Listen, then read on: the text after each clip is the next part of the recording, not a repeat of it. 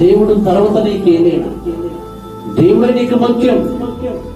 దేవుడు తరపులే తల్లి అయినా, తండ్రి అయినా, భార్య అయినా, పిల్లలైనా, బిడ్డ అయినా, మనవలైనా, మనవరాలైనా, అల్లుళ్ళైనా, కొడుకులైనా దేవుడికి నువ్వు మొదటి స్థానం ఇవ్వాలి. దేవుడు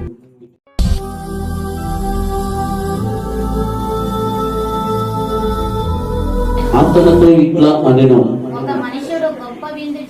ఒక మనుషుడు గొప్ప విందు ఇందు కాలమందు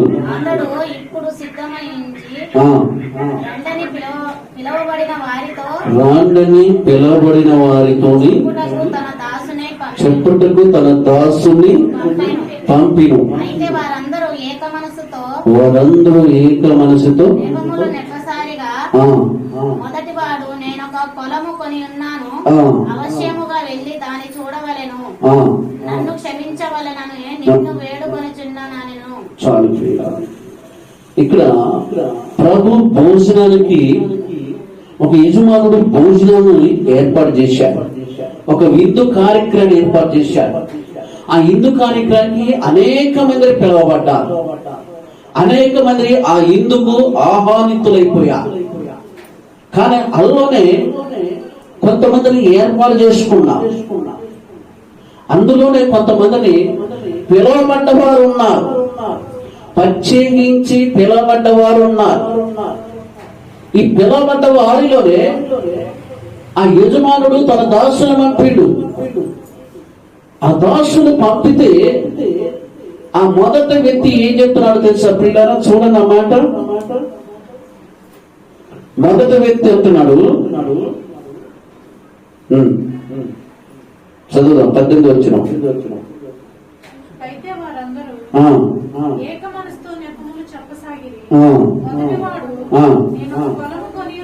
చాలు. మొదటి వాడు ఏం చెప్తున్నాడు? నేను పొలం కొనటానికి పోతున్నాను, నాకు రావటానికి. ఏం చెప్తున్నాడు? పొలం కొనటానికి వెళ్తున్నాను, నాకు రావటానికి కుదరదు. అది ఈయన పిలవబడ్డవాడు, ఈయన ప్రేమించి, ఆయన కుటుంబాన్ని ప్రేమించి ఆయన పిలిస్తే సాకులు చెప్పుపెట్టుకున్నాడు. ఆ ఇందులోకి మీరు రండి, ఆ ఇందు భోజనం మీరు చేయండి అని చెబితే సాకులు చెప్పుకున్నాడు. ఏమండి, మంచి విందు, మంచి ఫుడ్, మంచి యజమానుడు నేను ప్రేమించి పిలుస్తుంటే సాకు చెబుతున్నాడు. నాకు పొలం పట్టడానికి వెళ్తున్నాను, నాకు రావటానికి వీలు పడదు, నన్ను క్షమించండి అని చెప్తున్నాడు. ఇది రెండోడు ఏం చెప్తున్నా చూద్దాం ప్రియుల.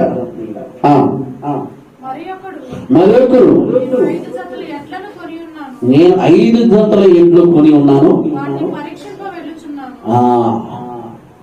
చదువుదాం.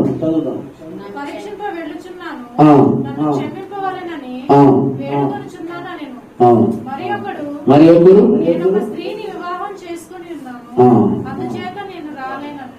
చూడండి, ఇలా అందరూ సాకులు చెప్తున్నారు. ఎవరు చెప్తున్నారు? సాకులు చెప్తున్నారు. దేనికి? ఏదో ఇలా పని చేయటానికి రమ్మనలేదే, ఏదో ఆర్ట్ వర్క్ చేయటానికి వాళ్ళని పిలవలేదే. ప్రేమ ఇందులో, ప్రేమ భోజనం ఇందు కార్యక్రమంలో పాల్గొనడానికి పిలవబడ్డ మిమ్మల్ని ఆ యజమానుడు వెళ్తుంటే, ఒకరు పొలం కొనడానికి, మరొకరు ఎడ్లు కొనడానికి, మరొకరు పెళ్లి చేసుకోవటానికి, ఏమండి ఇంకొక రోజు పోయే అవకాశం లేదా? పిలవబడ్డవారు మీరు, మీరు ఏర్పాటు చేయబడ్డవారు. రోజు ప్రియులరా, పిలవబడ్డవారేమో భోజనం సిద్ధపాటు చేస్తే ఆ భోజనాన్ని వాళ్ళు సాకులు చెప్పి తప్పించుకున్నారు. అయితే ఆ యజమానుడికి కోపం వచ్చింది. అరే, నేను ఇలా ఎంతగానో నమ్మి మంచి ప్రేమ ఇందు, మంచి భోజనం పెడదామని నేను రమ్మంటే ప్రతి ఒక్కరు సాకులు చెప్పి వెళ్ళిపోయారు. కాబట్టి ఈదుల్లో, పట్టణంలో, ఆ రోడ్ల మీద ఉంటారు వాళ్ళందరూ పిలువు, అని దాసులు బట్టి పిల్లరా, పిలవబడ్డ వారు రాలేదు, ప్రేమించబడ్డ వారు రాలేదు. ఎవరయ్యా ప్రేమ ఇందులోకి వచ్చింది, ఎవరయ్యా భోజనం చేసిందంటే ఆ రోడ్ల మీద, ఆ యొక్క పట్టణ ప్రాంతాల్లో లేని వాళ్ళు, వికలాంగులు, గుడ్డివారు, మూగివారు, అనేకమైన దరిద్రతను అనుభవిస్తున్న వారు, ఆకలితో అలవటిస్తున్న వారు, ఆకలితో ఏడుస్తున్న వారు, వాళ్ళని పిలిపించి వారికి మంచి ప్రేమ ఇందులో కూర్చోబెట్టాడు దేవుడు. దీని అర్థం ప్రియులారా, దేవుడు మనల్ని ప్రేమించి ఆయన ఇచ్చే ఆశీర్వాదం, ఆయన ఇచ్చే స్వస్థతను, ఆయన ఇచ్చే ఆవిష్కారాన్ని, ఆయన ఇచ్చే బలాన్ని, ఆయన ఇచ్చే సమాధానాన్ని, ఆయన ఇచ్చే శాంతిని, ఆయన ఇచ్చే నెమ్మదను, ఆయన ఇచ్చే సంతోషాన్ని ఈరోజు మనిషిగా కోల్పోతున్నాడు, మనిషిగా దిగజారిపోతున్నాడు, మనిషిగా దూరమైపోతున్నాడు, మనిషిగా దేవుడు ప్రేమించినటువంటి వ్యక్తులను దేవుడు పిలిస్తే సాకులు చెప్తున్నారు, దేవుడు చెబితే జిమ్మకు మాటలు చెప్తున్నారు, దేవుడు చెబితే ఈ కారణాలు వెతుకులాడుతున్నారు, దేవుడు చెప్తే ఏటి మీద మనసు పెడుతున్నారు. ప్రేమ విందు రోజు జరగదండి, ప్రేమ విందు రోజు పెట్టగండి. నిన్ను ప్రేమించిండు, ఆ ప్రేమ విందులో ఆహ్వానిస్తుంటే ఎడ్లు కొనాలని ఒకరు, పొలం కొనాలని ఒకరు, పెళ్లి చేసుకోవాలని ఒకరు, ఇలా సాకులు చెప్పుకుంటా పోతే ఆ యజమానుడికి కోపం వచ్చినట్టుగానే దేవుడు మనల్ని ప్రేమించి మనల్ని పిలిస్తే మనం కూడా ఈరోజు సాకులు చెప్పుకొని పోతే నీ ప్లేస్ లో ఇంకొకళ్ళను పెడతాడు. ఆ యొక్క ప్రేమ ఇందులో ఎవరిని ఆహ్వానించబడ్డారు చెప్పండి, ఎవరు ఆహ్వానించబడ్డారు? పిలవబడ్డ వారు రాలేదు. అనేకమైన దేన స్థితిలో ఉన్న వారిని పిలిచిండు. ఆయన నేను పిలిచి దీవిస్తానంటే నువ్వు సాగు చెప్పుకొని వెళ్ళిపోతే ఇంకెవరు వెళ్తుడు? ఇంకొకరు వెళ్తుడు. ఈరోజు ఎంతమంది ఇటువంటి యొక్క దేవుడు పిలుపుకి దూరం అయిపోయిన వాళ్ళు, దేవుని సంఘానికి దూరం అయిపోయిన వారు, దేవుడు వాక్యానికి దూరం అయిపోయిన వారు, దేవుని ఆరాధనకి దూరం అయిపోయిన వారు, దేవుడు సంతోషానికి దూరం అయిపోయిన వారు. ఒక్కసారి మీరు ఆలోచించండి. మన ఎదుటివాడు ఆశీర్వాదం పొందుకుంటున్నాడంటే, మన ఎదుటివాడు సంతోషం ఉంటున్నాడంటే వాడిని చూసి మనము ఏమనుకుంటే, నేను ఎంత పని చేసినా, ఎంత కష్టపడినా, ఎన్ని డబ్బులు సంపాదించినా నాకు ఒక్క రూపాయి కూడా మిగట్లేదు. నా ఎదుటివాడు మాత్రం సంతోషంగా ఉన్నాడు, నా ఎదుటివాడు మాత్రం మంచిగా ఆశీర్వదకరంగా ఉన్నాడు. ఏంటి తేడా అంటే, ఒక్కసారి నీ మెదడును తట్టాలి. నేను దేవుడు పిలిచినప్పుడు నువ్వు రాలేదు, దేవుడు ఆశీర్వదిస్తానన్నప్పుడు నువ్వు రాలేదు, దేవుడు నిన్ను స్వస్థపరుస్తానప్పుడు రాలేదు. కాబట్టి నీ ప్లేస్ లో ఇంకొకరు వచ్చి కూర్చున్నాడు. కాబట్టి ఆయన అనుభవిస్తున్న ఆశీర్వాదాలు, ఆయన అనుభవిస్తున్న సంతోషాలు, ఆయన అనుభవిస్తున్న దీవెనలు, ఆయన అనుభవిస్తున్న దేవుడి యొక్క ఆశీర్వాదాలకి కారకుడు ఎవరు? మనం కదా. దేవుడు చెప్పినట్టు మనం వింటే, దేవుడు మాటకు లోబడితే, దేవుడు ఎందన భయభక్తులు కలిగి ఉంటే, నీ కళ్ళ ముందు ఉన్న మనిషి ఆశీర్వదించబడుతున్నాడంటే, నేను ఎందుకు ఆశీర్వదించబడలేదంటే, నీవు దేవుణ్ణి నమ్మావు, నీ ఇంటి ముందు ఉన్నవారు దేవుణ్ణి నమ్మారు. వాళ్ళకి నీకు తేడా ఏంటి? ఆయన దేవుడు పిలుపుకు లోబడ్డాడు, దైవ వాక్యానికి లోబడ్డాడు, దైవ సంఘానికి లోబడ్డాడు, దైవ మందిరానికి లోబడ్డాడు, దైవ జనులకు లోబడ్డాడు.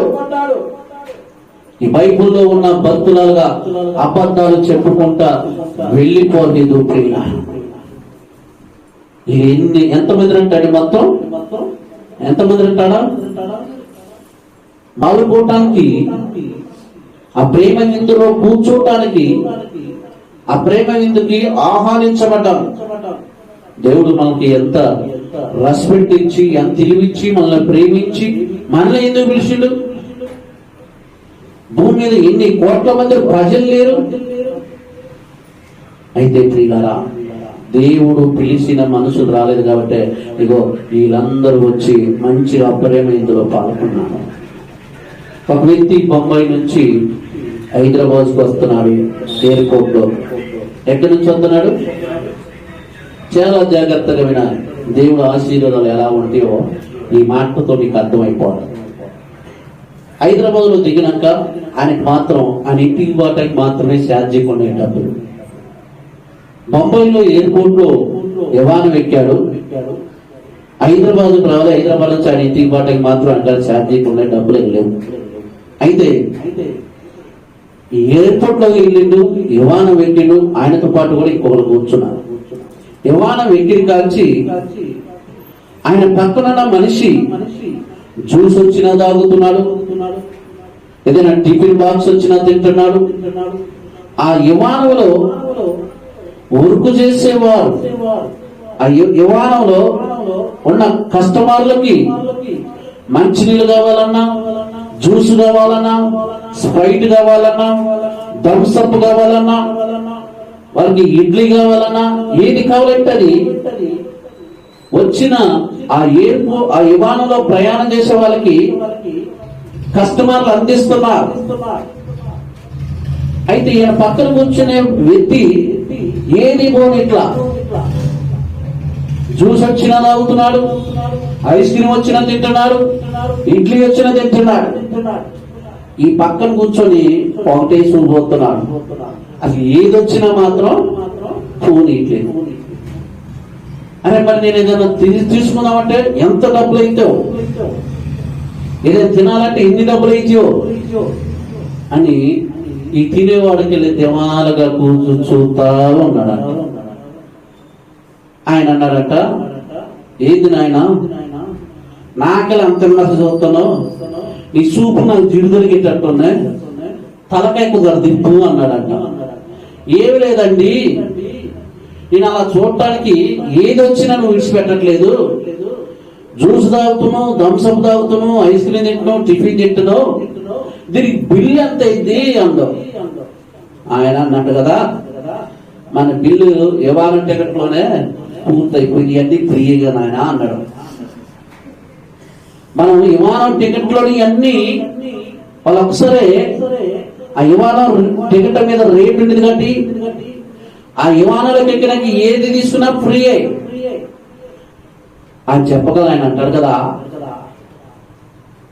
ఇప్పుడు నేను జ్యూస్ తాగాలి, జ్యూస్ తీయని చెప్తే ఈలోగా హైదరాబాద్ లోకి ల్యాండ్ అయిపోయింది. ఎవరు తెచ్చోలేరు, చేతులు జాడించుకుంటూ వచ్చింది.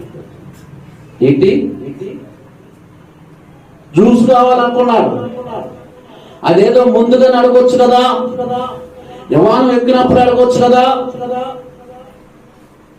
చాలా మంది అంతే ఉంటారు, వాళ్ళ దరిద్రమో, వాళ్ళ నిర్లక్ష్యమో, వాళ్ళ యొక్క జీవితమో. కానీ సంఘానికి వచ్చినాక, మందిరానికి వచ్చినాక, ప్రార్థనలో పాల్గొట్టినాక దేవుడి దగ్గర ఎలా ఉండాలి, దేవుని ఎలా అడగాలి అనేది తెలియదు.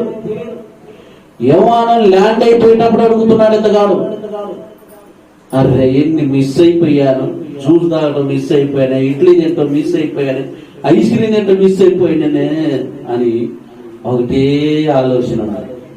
వాడు అన్ని టికెట్లోనే వెళ్ళిపోయాడు కదా, వాడు ఉచితంగా నేను కడుపు మార్చుకున్నాను. ఈరోజు కూడా ఎంతమంది సంఘాలు ఇటువంటి వాళ్ళు లేరు. దేవుడు ఒక వ్యక్తిని దీవిస్తున్నాడంటే, ఒక వ్యక్తిని ఆశీర్వదిస్తున్నాడంటే ఆయన గుణాన్ని బట్టి, ఆయన క్యారెక్టర్ని బట్టి, ఆయన బిహేవియర్ బట్టి దేవుడు ఉన్నతమైన స్థానంలో నిలవబెడతాడు. దేవుడు ఆశీర్వదించాలంటే ముందు మన క్యారెక్టర్ని చూస్తాడు, మన బిహేవియర్ని చూస్తాడు. ఇక్కడ పిలువబడ్డ వారు ఉన్నారు, ప్రేమించబడ్డవారు ఉన్నారు, ఆ ఇందుకు రావడానికి ఉన్నారు.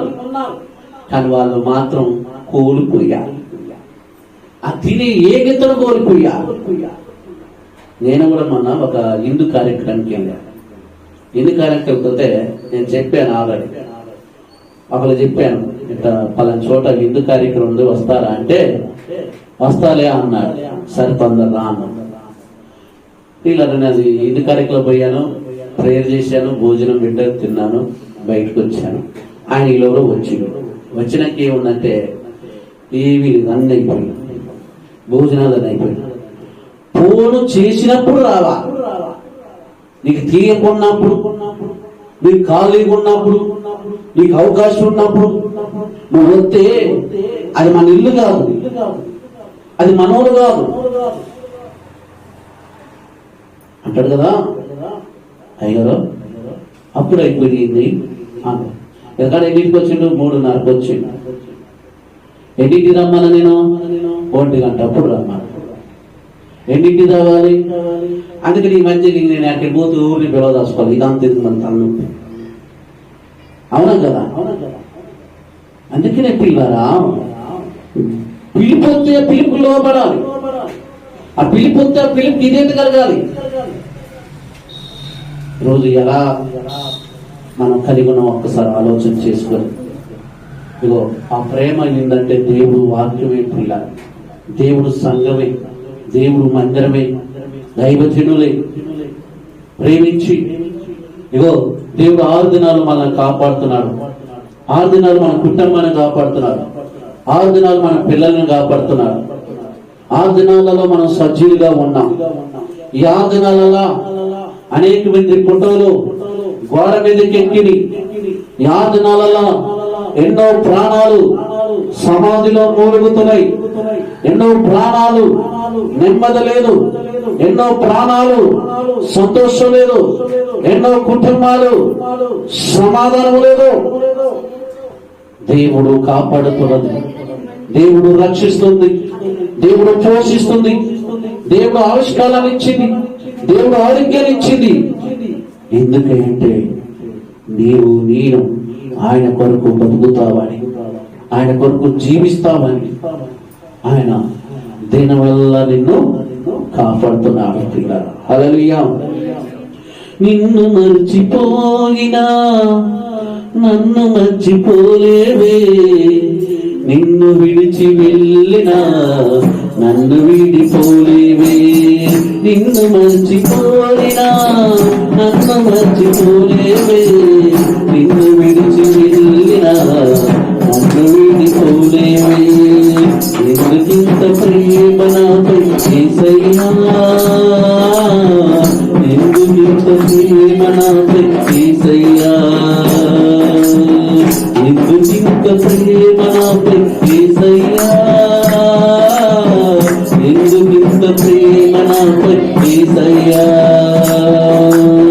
నేనంటే నీకెందుకో ఈ ప్రేమ, నన్ను విడిచిపోయేందుకో నా ఊసే నీకెందుకో ఓ యేసయ్యా, నన్ను విడిచిపోయేందుకో. ప్రార్థించకపోయినా పలకరిస్తూ ఉంటారు, మాట వినకపోయినా కలవరిస్తూ ఉంటారు. ప్రార్థించకపోయినా పలకరిస్తూ ఉంటారు, మాట వినకపోయినా కలవరిస్తూ ఉంటారు. ఎందుకింత ప్రేమ నాపై యేసయ్యా, ఎందుకింత ప్రేమ నాపై యేసయ్యా, ఎందుకింత ప్రేమ నాపై యేసయ్యా, ఎందుకింత ప్రేమ నాపై యేసయ్యా. హల్లెలూయా. మన దేవుడు ఎంత ప్రేమ కలిగిన వాడు ఒక్కసారి ఆలోచించేయండి. ప్రేమ ఎందుకు మనం పిలవబడ్డ వారము, ప్రేమ ఇందును అనుభవించుటకు అర్హులము, ప్రేమ ఇందుకు ప్రేమించబడ్డవారు, ప్రేమ ఇందులో పాల్గొనే వేగత కలిగిన వారము. ఈరోజు దేవుడికి మనం ప్రేమిస్తున్నాడు, దేవుడు మనల్ని ఆహ్వానిస్తున్నాడు. మనం సాకులు చెప్తున్నావా? ఆయన మాట విని ఆయన్ని అమ్మడిస్తున్నావా?